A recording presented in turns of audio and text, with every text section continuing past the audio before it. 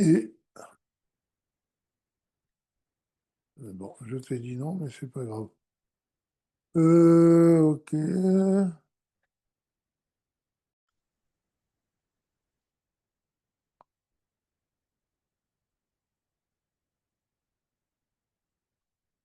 Ok, voilà. On y est. Attends, qu'est-ce que c'est que ça? Euh, Qu'est-ce que c'est que cette histoire?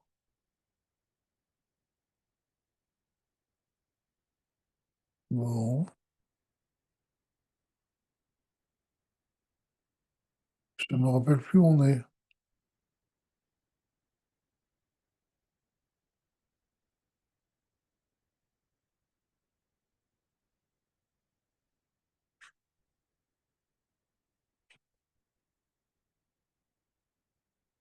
אלא שאינו מבחינת התלבשות וכולי, יום שם. וביאור.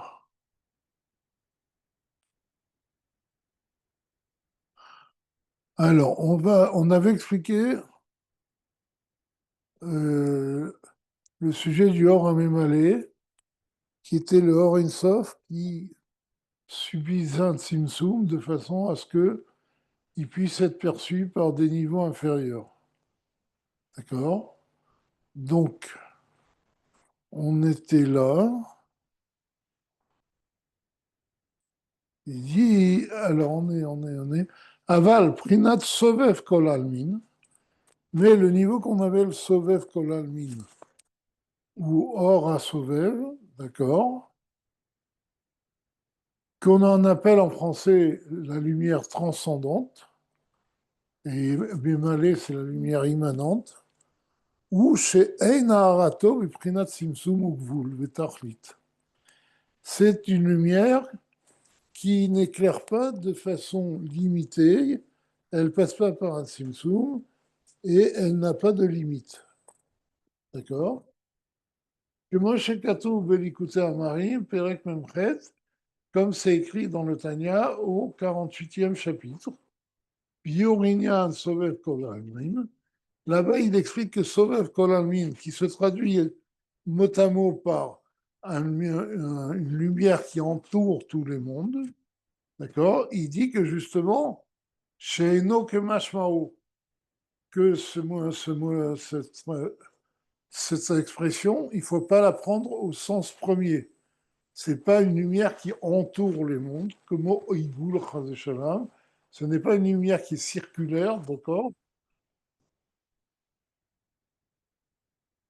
Et là, chez Eno Prinat Itlapshut roulé. Mais c'est une lumière qui ne peut pas rentrer dans les détails des réceptacles, d'accord? Parce que justement, c'est une lumière qui est illimitée et les réceptacles sont limités, d'accord? Yehuyan Sham, on verra là-bas, était bien comme il faut. Donc, le chapitre 48 du Tanya, de l'Ikouté Amarim. Velachen, Yefshar la Neshama, Leasig Mimenu, Basaga Mamash. C'est pour cela que ce Or Asovev, donc cette lumière transcendante illimitée, l'âme ne peut pas ne peut pas percevoir quelque chose de cette lumière-là de façon véritable. Avgam Begana Eden Aelion, même dans le Gan Eden Aelion, qui, je vous le rappelle, est le monde de Beria. Parce que le monde de Beria est fait de créatures, enfin, de et de Kélim, de Midot, d'attributs divins limités, d'accord? Et donc, lorsque la Neshama est dans le Gan Eden à Elion, elle est au niveau du monde de Bria, et là-bas, le monde de Bria, étant limité, ne peut pas recevoir la lumière du Sobev Kol Almin. Et donc la Neshama, même dans le Gan Eden, ne peut pas percevoir ce niveau transcendant de la lumière divine. D'accord?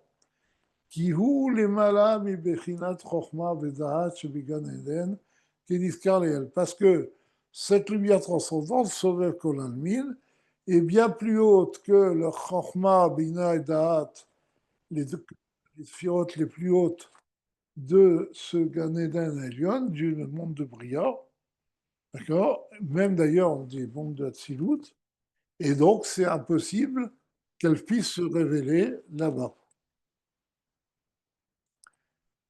Comme on l'a dit précédemment, chez Gan Eden, Ein Agilul Rak Miprinat Memaaler Roulé, parce que, comme on dit précédemment, que dans le Gan Eden, même à Elion, il n'y a qu'une révélation de la lumière immanente de Dieu, car en Mémalé, une lumière limitée qui correspond au midot de Dieu, au rot kelim limité.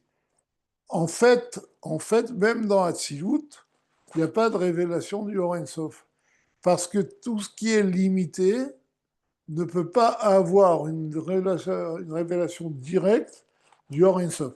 La seule exception, entre guillemets, c'est Chochma d'Atzilut, qui est, si vous voulez, le niveau charnière entre le Or Ein Sof et les mondes créés.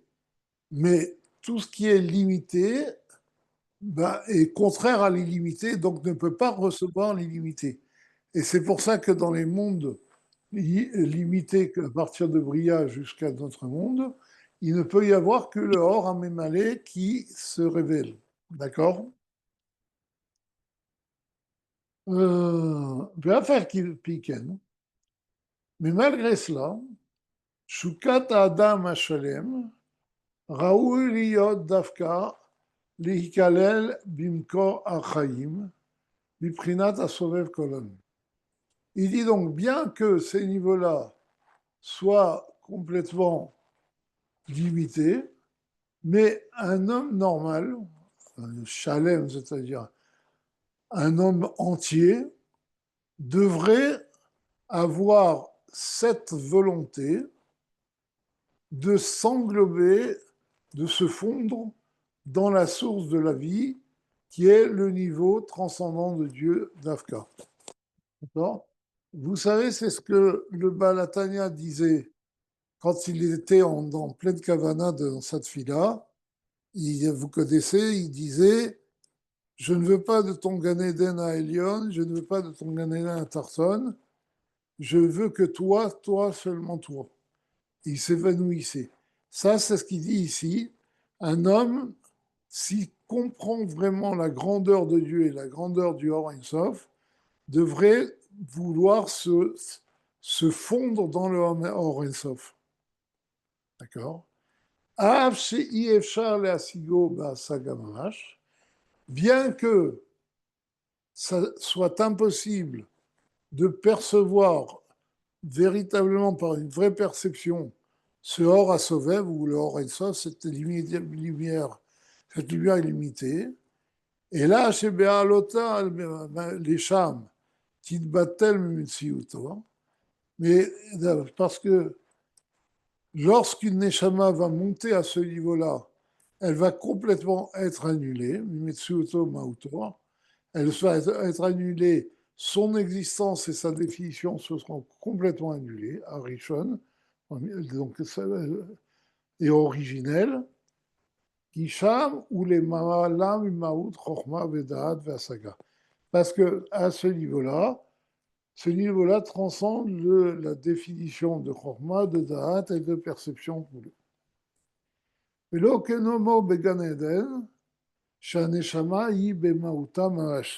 Et c'est pas comme dans le Gan Eden où l'âme reste telle qu'elle, puisqu'elle va percevoir une lumière qui respecte la limite, donc elle reste telle qu'elle avec ses forces limitées et elle perçoit la révélation limitée de Dieu.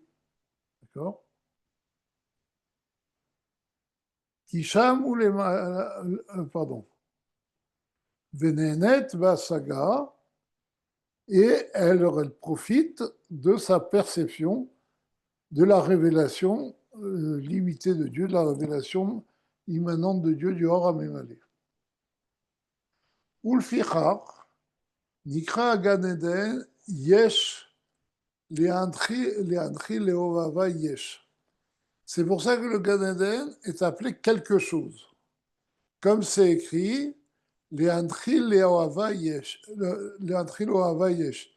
J'ai de quoi faire hériter ceux qui m'aiment. Et en fait, ce yesh représente le Gan Eden. Et cette phrase veut dire que Dieu va faire hériter à ceux qui l'aiment, c'est-à-dire ceux qui le servent à un niveau très grand, il va leur faire hériter le Gan Eden qui est Prinat, qui est au niveau de Yesh quelque chose, parce que c'est une définition à part entière. D'accord? Comme je vous l'ai déjà dit, le Gan Eden à Elion, donc le niveau de Bria, est en principe réservé aux tzadikim, et les autres Neshamot ont le droit au Gan Eden à Tarton, qui est le niveau de Yetzira. D'accord? Quelle est la différence? Peut-être on en reparlera. Aval. Donc pourquoi c'est appelé Ayesh, comme j'ai dit? Parce que le Gan Eden est quelque chose de formaté, de défini, limité. Donc c'est une existence. C'est pas quelque chose qui est vraiment rien devant Dieu, c'est une existence à part entière. D'accord? Et c'est ça qu'on appelle un Yesh. Un Yesh, c'est une existence à part entière. Aval, bah, l'ota le mala mala. Mais lorsqu'une âme monte à un niveau très haut, donc au niveau justement de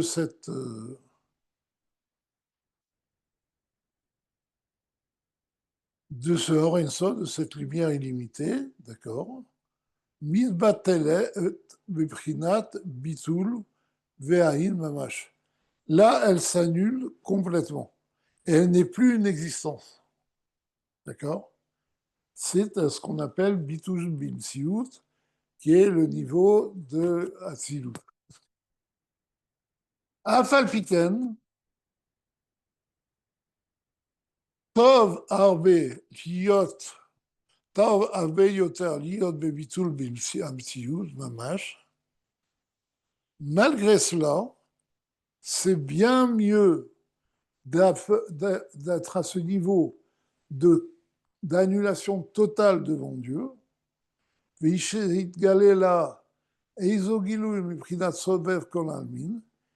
qu'elle ait une révélation d'un petit peu du niveau de Sover Kolanmin, du niveau infini de la lumière infinie de Dieu, à Bilti Balgvul qui est sans limite, Misheti et Biprinatiesh, Bishlemut, plutôt que rester à un niveau de Yesh, en étant elle-même et n'annulant pas son existence. Alors ça, c'est quelque chose qui demande à être compris. Qu'est-ce que ça veut dire?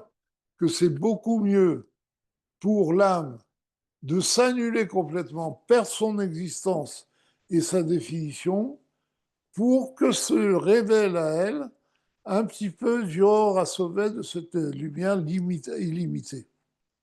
D'accord?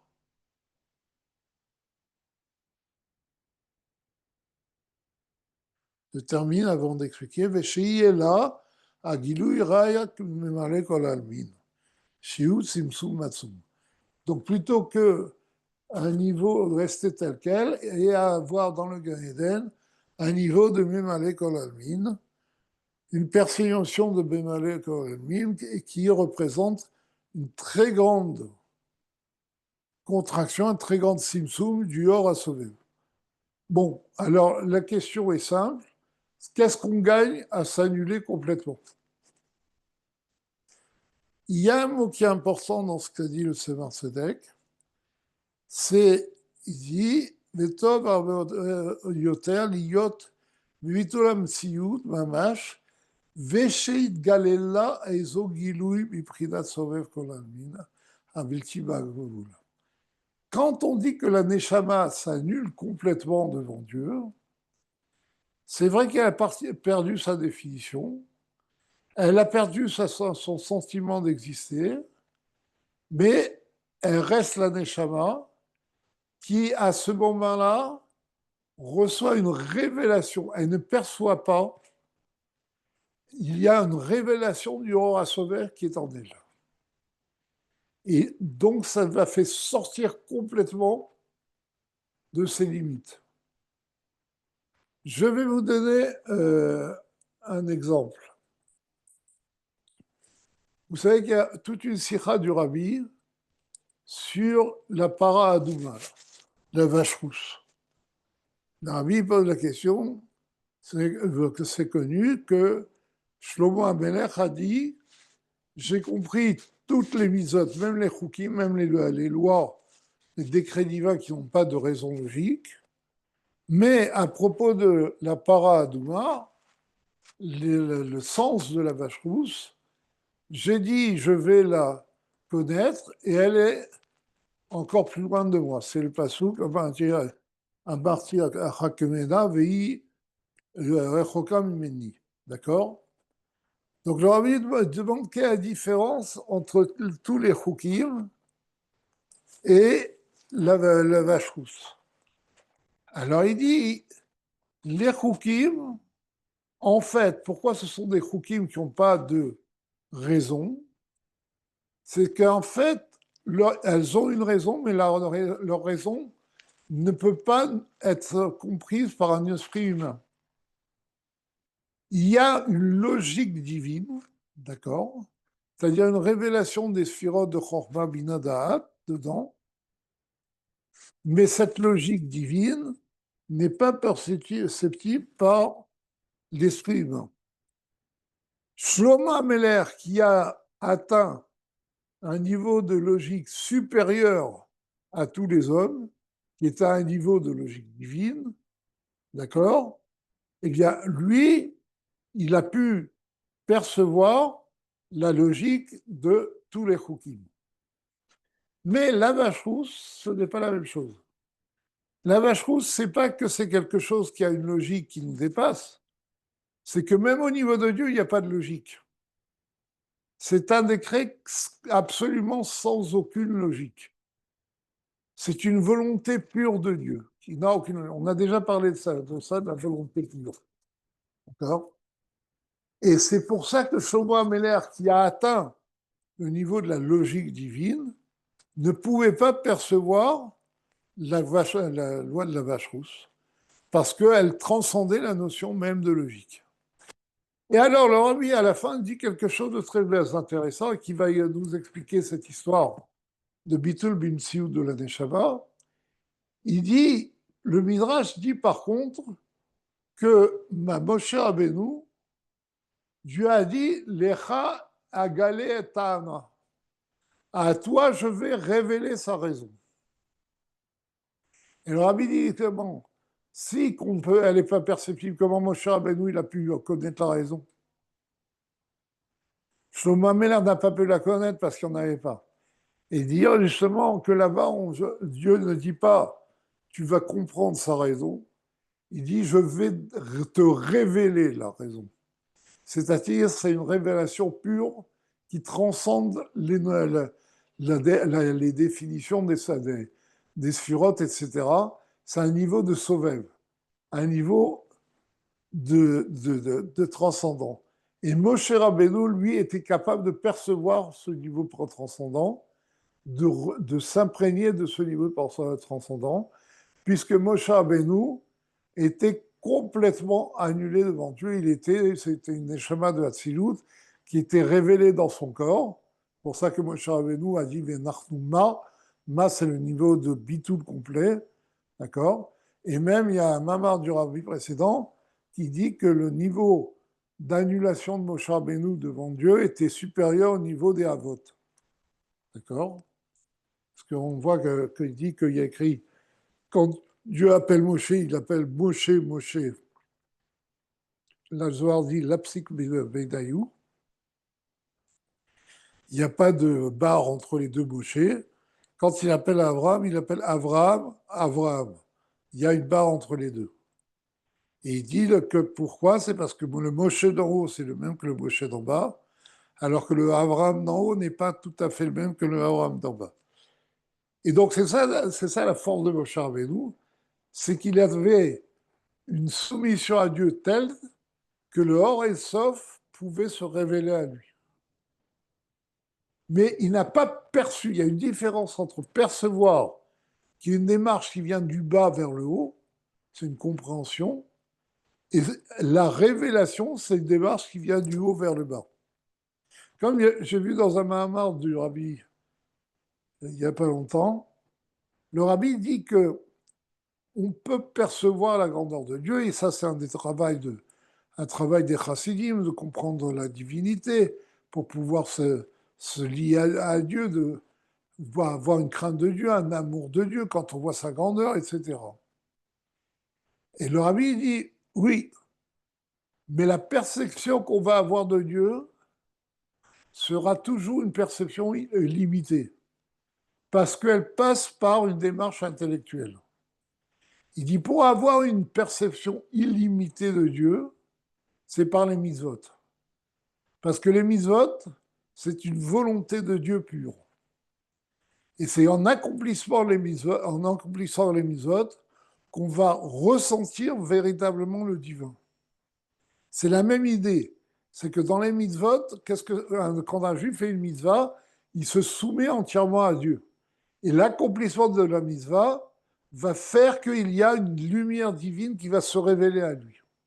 Même s'il ne la ressent pas, ça agit sur lui, ça lui donne.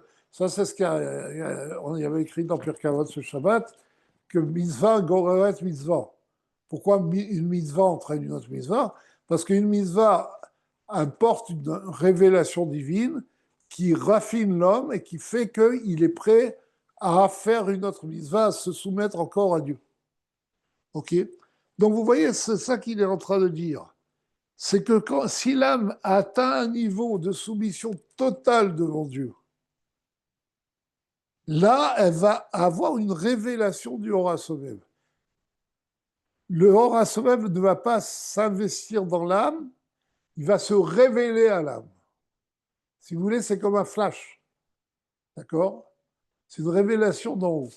Et c'est pour ça qu'il dit que, parce qu'a priori, on ne comprend pas, il vaut mieux être là et profiter d'un rayon de la lumière divine limité dans le Gan Eden, plutôt que ne plus être là. Mais ce qu'il explique ici, c'est que la soumission totale devant Dieu, le Bitul Bimsiut, ne veut pas dire la disparition de l'âme. Veut dire que l'âme atteint un niveau supérieur, un niveau qui transcende sa définition. Et elle peut percevoir, elle a la révélation du Or Ein Sof. Et c'est pour ça qu'il dit c'est beaucoup mieux d'avoir cette perception, cette révélation, que d'être dans le Gan Eden et d'avoir une perception limitée du divin.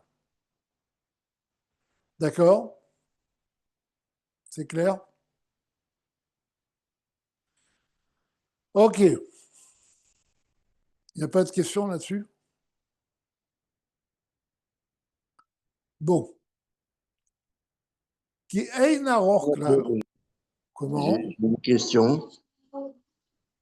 J'ai une question. Oui. Tu m'entends? Oui, oui, j'entends. Est-ce que ce que tu viens de dire, c'est à la portée de personnes comme nous? C'est-à-dire que à travers une mitzvah, ressentir cette lumière venir et ce dévoilement de Dieu qu'on ressent, c'est peut-être le travail de toute une vie. C'est pas un Bon, coup de alors, baguette magique. oui. Il y a beaucoup d'efforts à faire pour arriver à un certain bitoul. Oui. Oui. Alors, il y a deux réponses. Première réponse, c'est comme on a dit le Rabbi dans le Mamar, c'est que cette chose-là nous donne l'envie de faire les mitzvot. Parce que comme le Rabbi a expliqué, quand on fait une mitzvah, on attire cette révélation de Dieu, cette soumission totale à Dieu. Un juif qui fait une mitzvah, il accomplit la volonté de Dieu. Et même s'il ne ressent pas, il y a cette révélation de Dieu. Et ça doit donner une envie extraordinaire pour un juif de faire les mitzvot. Bon. Ça, c'est un niveau non révélé. D'un autre côté, une fois le rabbi a dit dans un Farmringen, il a posé la question, il a dit pourquoi on raconte des histoires de tzadikim. Les tzadikim, ils ont des forces tout à fait spéciales, c'est pas du tout à notre niveau. Donc, à quoi ça sert de raconter des histoires de tzadikim? De toute façon, nous, on n'atteindra jamais leur niveau. Alors, il a dit, il y a deux réponses. Une première chose, c'est que quand on raconte une histoire, on entend une histoire de tzadikim, on s'aperçoit qu'on est loin de servir Dieu comme il faut. Et donc, ça nous montre qu'il y a encore des efforts énormes à faire et que ça, on doit faire des efforts énormes. On n'est pas encore parfait. Ça, c'est une première. Deuxième chose, c'est que le rabbi a dit que quand on va servir Dieu comme il faut, à un moment donné, on aura peut-être le mérite de recevoir cette révélation du tzaddik de façon momentanée. C'est vrai que c'est un grand travail pour le recevoir en pratique, pour avoir cette révélation. Mais Et un juif normal, tu nous disais que ça, peut y arriver. Au moins, il doit euh, savoir qu'il peut y arriver. oui, Comment? Shalom, tu disais que quoi qu'il arrive, même si on ne le sent pas, ça agit en nous. Oui, par la mitzvah, oui. C'est le vrai. On a une mitzvah, ça apporte une volonté de Dieu. Mais J'ai une qu'est-ce histoire que qu'on j'ai va? racontée plusieurs fois, je pense que je vous l'ai racontée. Bon, je l'ai raconté au Kiddush HaShluchim. Il y a, à l'époque, quand j'étais étudiant, il y avait le foyer Médicis, je ne sais pas si tu as connu. C'était le restaurant universitaire caché. Bon, c'était tenu par un bon juif, un juif d'une grande piété, un Amarès qui ne savait pas tellement étudier, mais qui avait une force extraordinaire. C'est quelqu'un qu'on respectait beaucoup. Et donc, naturellement, il nous laissait, tous les jours, il laissait une permanence de tefilines au restaurant universitaire pour mettre les tefilines aux juifs. Et moi, le lundi, j'étais là-bas avec Reuven Boujnar, qui n'était pas un étudiant, mais qui avait cette permanence avec moi. Et lui, c'est quelqu'un de très dur. D'accord. Il a une nature très dure et il a vraiment mis dans la Gdoucha. Et donc, il y avait un juif, un jeune étudiant, qui passait tous les jours, tous les lundis, et Reuven Boujnar, il lui disait, Bélet fille, non, pas de discussion, etc., etc. Au bout de quelques lundis, l'étudiant lui a dit, écoute, tu sais, le temps de discuter, c'est le temps de mettre les tefilines. Donc, je ne vais plus discuter avec toi, mets-moi les tefilines lâche-moi. D'accord. Elle dit non, il lui mettait les tefilines. Donc, tous les lundis, il passait, il mettait les tefilines. Au bout de 3 mois, un jour, il vient, il dit, viens mettre les tefilines, il dit non. Il dit quoi, tu veux plus? Il dit non, non, je les mets tous les jours maintenant. Il dit, je réponds. Il dit oui, je suis allé à la rue Lamartine, j'ai acheté une paire de tefilines, je les mets tous les jours. Il a dit en mettant les tefilines, je me suis aperçu qu'il fallait que je les mette. Intéressant comme histoire. Ce type-là, il n'a pas étudié. Il a mis les tefilines juste pour qu'on lui foute la paix, hein, je vous Ça signale. agit en lui. Ça agit en lui. Ben oui. Ça, c'est un exemple de la mitzvah qui apporte cette force, cette révélation transcendante de Dieu. Et je peux vous dire qu'il y a un tas d'exemples comme ça, de gens qui ont fait tchouva en mettant un filet, en faisant une mitzvah, en faisant des mitzvot. Pourquoi le rabbi a lancé les 10 Mifsaïm? Il aurait pu lancer le Dafyomi. Il a lancé les 10 Mifsaïm parce qu'il savait que par ces 10 mitzvot, on pouvait avoir une révélation de Dieu qui nous rapprocherait de Dieu. Et il y a combien d'exemples de gens à qui on était à aller mettre une mezouza, on a fait allumer les bougies de Shabbat et qui ont fait tchouva. Il y a des centaines, des milliers d'exemples comme ça qui se sont produits. Tu comprends mieux là? Oui, oui, absolument. Absolument. Mais au moins, on doit savoir que ça existe. Regardez, le matin, quand on fait le yotzer, d'accord? Qu'est-ce qu'on dit là-bas? On dit Kulam Aovim, Kulam Beorim, etc. Kulam Omrim Beirak. Et qu'est-ce qu'ils disent? Kadosh, Kadosh, Kadosh, Hashem Tzevakot, Belaaretz Kevodo. Là, on parle des anges qui sont dans Bria, justement.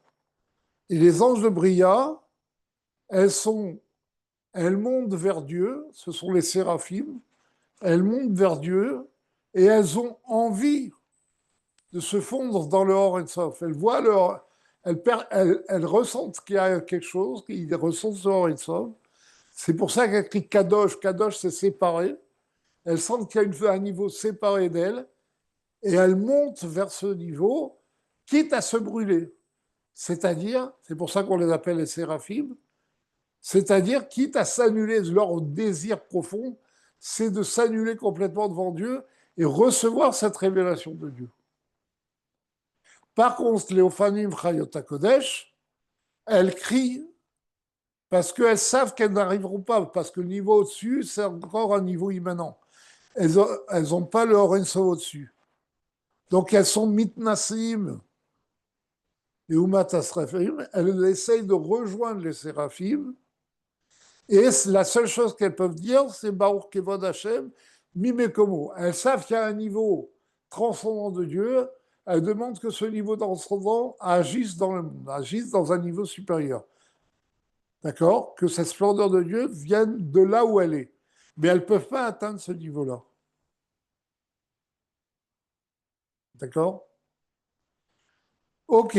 On ne te voit pas, Shalom, hein. C'est qu'on ne te voit pas, hein. Quoi? On ne te voit pas. Ben oui, c'est normal, on voit le texte. Non? Vous ne voyez pas le texte? Le texte, très bien, hein. On aurait bien voulu voir aussi ton visage. Oui. Qu'est-ce qu'il y a de beau? Qu'est-ce qu'il y a de beau à voir? Ben, l'expression permet voilà, d'impacter les gens qui écoutent. Bon. Tu connais les blagues de. J'ai pas dit que c'était beau, Tu pas du connais tout. la blague de Shalom Aleichem? Il y a la chatranite qui vient et dit voilà, j'ai un bon chidour pour votre fils. Elle dit Guy, elle dit Sorelais, la fille du boulanger. Elle dit Sorelais, elle est complètement aveugle. Elle dit qu'est-ce qu'il y a tellement de beau à voir chez votre fils? Bon, alors, on continue. Qui ein arochlal, ben arad et memale kolalmin, les sauvev kolalmin. Parce qu'il n'y a aucune commune mesure entre un rayon du immanent de Dieu, du Bemale Kolalmin, et la lumière de Sover Kolalmin, la lumière illimitée de Dieu. Quand on dit qu'il n'y a aucune commune mesure, c'est comme la relation qu'il y a à un nombre fini et l'infini. Quel que soit le nombre fini, tu le divises par l'infini, ça fait zéro. D'accord? Le fini devant l'infini, ça fait zéro. C'est ça qu'on appelle un aror. Klal. וזה שכתוב, טוב לחסות בהשם, מבטוח באדם. C'est ça qu'il a écrit, c'est mieux d'avoir confiance, de s'en remettre à Dieu, que d'avoir confiance en l'homme. Ayadoua Brinat Adam, Shala Kise, Brinat Memalel Kolalmin. Alors on parle de, il dit ici le mot Adam, ça représente le Pné Adam, la face de l'homme, qui se trouve sur le char céleste de la vision d'Echeskel. D'accord? Et donc, le Adam Ayedoua, c'est ce Adam-là, justement, qui dit qui sait qui est sur le char céleste et qui est le niveau de Bemal Ekol Almin. D'accord? Qui est un niveau immanent de Dieu.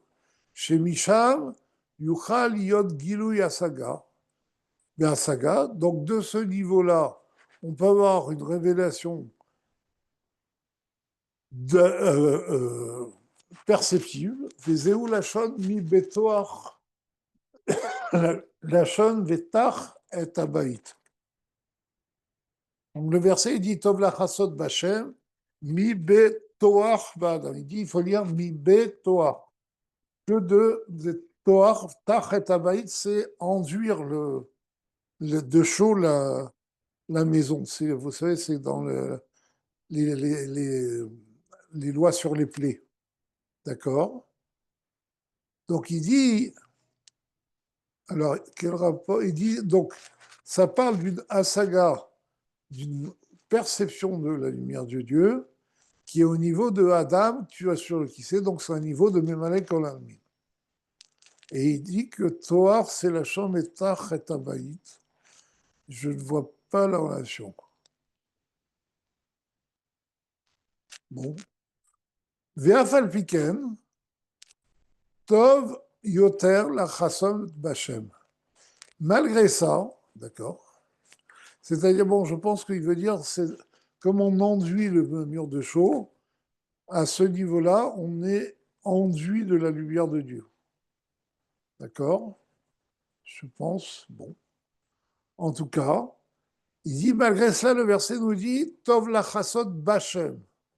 C'est mieux de s'en remettre à Dieu que d'avoir confiance en l'homme ou de recevoir cette force de Mémalé. Pourquoi? Hachem, vous savez que le nom de Hachem, c'est les trois temps du verbe être en même temps, Aya, Ove, Yeve, Keechad, et c'est le nom de la transcendance. D'accord? Et c'est ça que veut dire Tov Lachasson Hachem. Il vaut mieux s'en remettre à la transcendance divine au niveau transcendant de Dieu, de la lumière divine, d'accord, plutôt que avoir une perception du Adam à Elion qui est sur le char céleste. D'accord. Chez Misham, Yefshar Liot Giloui Ba'asaga Mamash. Parce que de ce niveau-là, comme on l'a expliqué, ce niveau de Sover Kolalmin, il ne peut pas y avoir une perception vraiment de révélée. Et là, Miprinat Makif, et c'est seulement d'une façon, euh, d'une façon lointaine, d'accord, Makif, qui est bien au-dessus, transcendante, les Zéoula Chassot roulé, d'accord, c'est ça que veut dire se réfugier sous la transcendance. Moshe Katou, Bebakom Acher, Alpaz Soukze, Be'arichud, Bezrat Hashem, Yidbarer, Ayen Sham. Comme c'est écrit dans un autre endroit de façon développée, on le verra par la suite. Il a l'air de dire qu'on le verra par la suite. Ufrinata Avazou, Mikret, Zachar. שהזכה הוא בעל דעה שלמה, מתהווה לדבר שראוי להתהוות.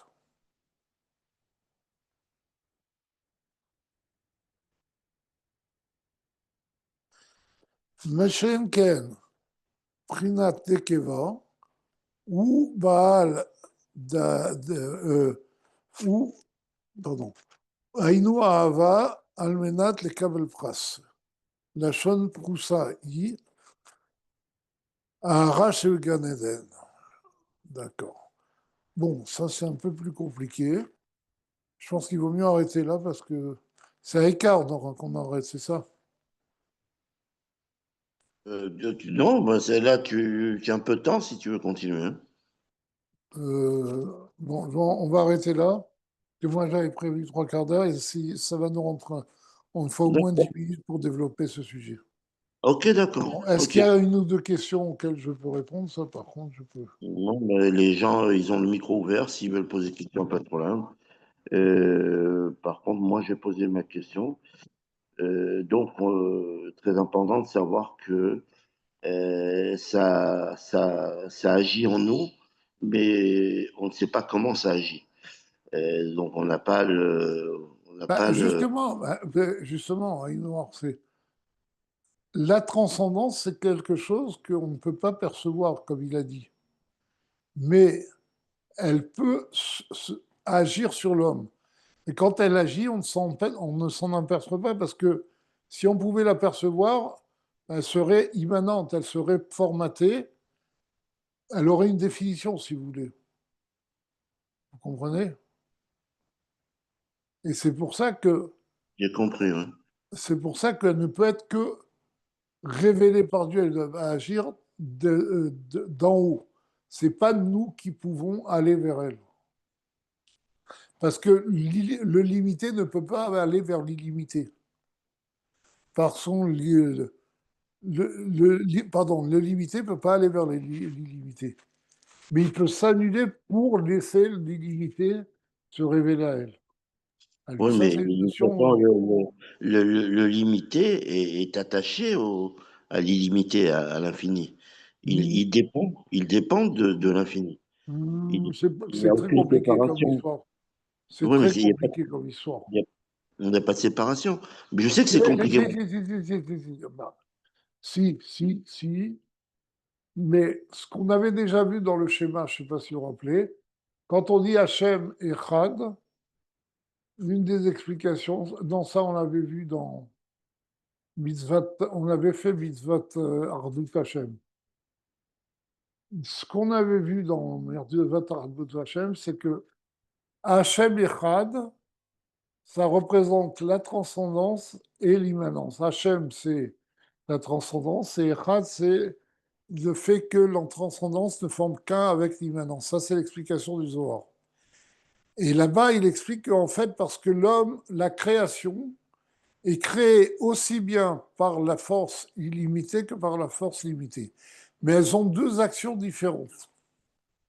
La force limitée crée en pratique et la force illimitée sous-tend l'existence de la chose et lui donne la forme qu'elle veut. Ça, c'est tout un sujet qui est développé dans Mitzvah Tardut Hashem. Bon, ça, c'est un autre sujet. Mais l'illimité et le limité peuvent agir ensemble, mais ne peuvent pas se révéler ensemble. C'est deux choses différentes. J'ai compris. Voilà, allez, donc, alors, Bezat Hashem, on fait cours dimanche prochain, c'est juste avant Rosh Hashanah, mais bon, tu me diras si on fait cours. Ouais, je sais pas si les gens vont avoir le temps, quoi. C'est ça. En fait, Rosh Hashanah, c'est mardi. Donc, Je tu me tiens au courant. Voilà. te tiens au courant, ça marche. Allez. En tout cas, si je ne vous revois pas, Ktiva Vachatima Tova et Qui va, Shavua Tov. Fatima Tova, les Shana Tova.